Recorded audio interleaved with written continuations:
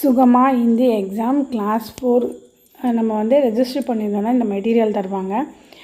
இதில் இருக்கிறத வந்து நான் எங்கள் பாப்பாவுக்கு நான் சொல்லி கொடுத்துட்ருக்கேன். இதில் என்ன கேட்டிருக்காங்கன்னா, கிசி ஏக் விஷய் கே பாரே மே லிக்கியே, ஏதாவது ஒரு தலைப்பை வந்து அவங்க கொடுப்பாங்க, அதை பற்றி எழுதணுன்றது தான் இதோட மீனிங்.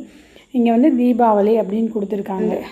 இப்போ வந்து பிள்ளைங்க வந்து இந்த பேராகிராஃபை மனப்பாடம் பண்ணிட்டு போய் எழுதிடுவாங்க. சப்போஸ் தீபாவளி இல்லாமல் ஒரு ஓணம் இல்லைன்னா கிறிஸ்மஸ் இந்த மாதிரி கொடுத்தாங்கன்னா அவங்க எப்படி எழுதுவாங்க? அந்த இடத்துல கொஞ்சம் குழந்தைங்க திணறுங்க. ஒரு சில குழந்தைங்க புரிஞ்சுக்கிட்டு எழுதுகிற குழந்தைங்க ஏதோ அவங்களுக்கு தெரிஞ்ச வேர்ட்ஸை வச்சு எழுதிடலாம். இங்கிலீஷாக இருந்தால் ஈஸியாக எழுதிடுவாங்க. ஹிந்தின்னும் போது நிறைய பிள்ளைங்களுக்கு வந்து கஷ்டம். இப்போ வந்து வேறு ஸ்டேட்டில் நார்த் இந்தியாவை தவிர மற்ற ஸ்டேட்டில் இருக்க குழந்தைங்களுக்கு ஹிந்தி வந்து கொஞ்சம் கஷ்டம்தான். ஸ்கூல் லெவல்லையும் வந்து பேசிக்காக தான் வந்து சொல்லிக் கொடுப்பாங்க.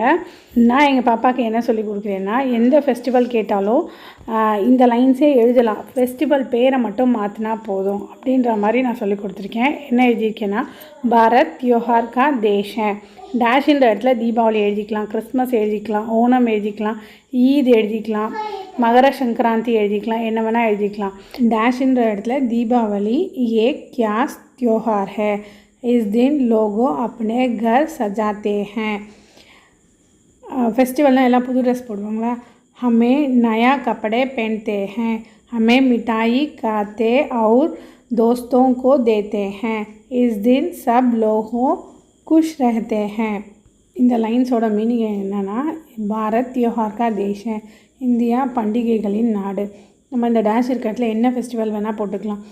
அந்த ஃபெஸ்டிவல் வந்து நம்மளுக்கு ஒரு ஸ்பெஷல் ஃபெஸ்டிவல். நம்ம இந்திய நாட்டில் எந்த ஃபெஸ்டிவல் இருந்தாலும் அது ஒரு ஸ்பெஷல் ஃபெஸ்டிவல் தான். கியாஸ் தியோஹார் ஹை, இஸ் தின் லோகோ அப்னே கர் சஜாத்தே ஹை, வீட்டை வந்து எந்த ஃபெஸ்டிவல் வந்தாலும் என்ன பண்ணுவோம், நம்ம டெக்கரேட் பண்ணுவோம். அப்புறம் அந்த ஃபெஸ்டிவலுக்கு என்ன பண்ணுவோம், புது துணி போடுவோம்.